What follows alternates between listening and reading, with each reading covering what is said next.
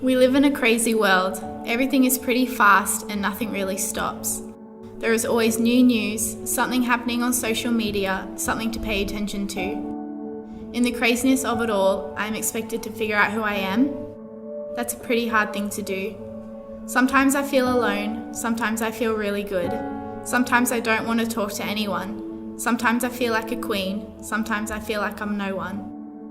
It's kind of hard to figure everything out with so many voices around and not knowing what to listen to. Some days are good, some days are hard, some days I don't want to face. Isn't that how it's supposed to be? I just don't know. Thank you so much for coming to my school in Brisbane. I was really inspired when you shared the story about your childhood.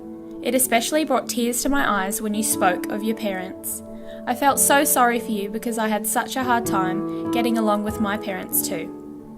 My dad left my mum when I was 2 years old.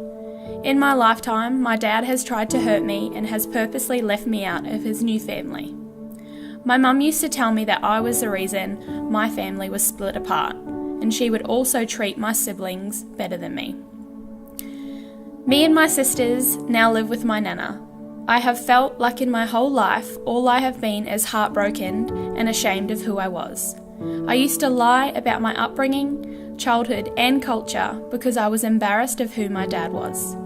I have always been a victim of bullying, pushed around, laughed at and spoken bad of since the day I could remember. This treatment went on for 2 years in high school, which made me cry myself to sleep every night.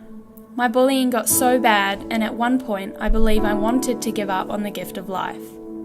In order to help heal my pain, I then turned to self-harm. At this point in my life, I had never felt so dead. I felt like no one cared.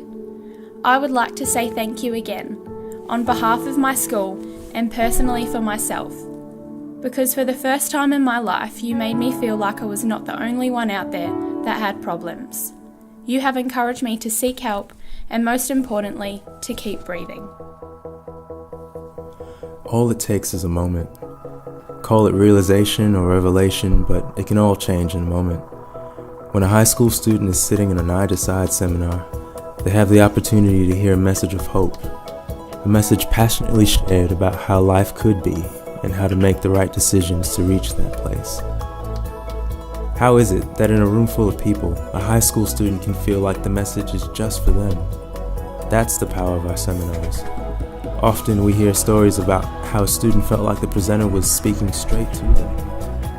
iDECIDE seminars can be life-changing for a young person.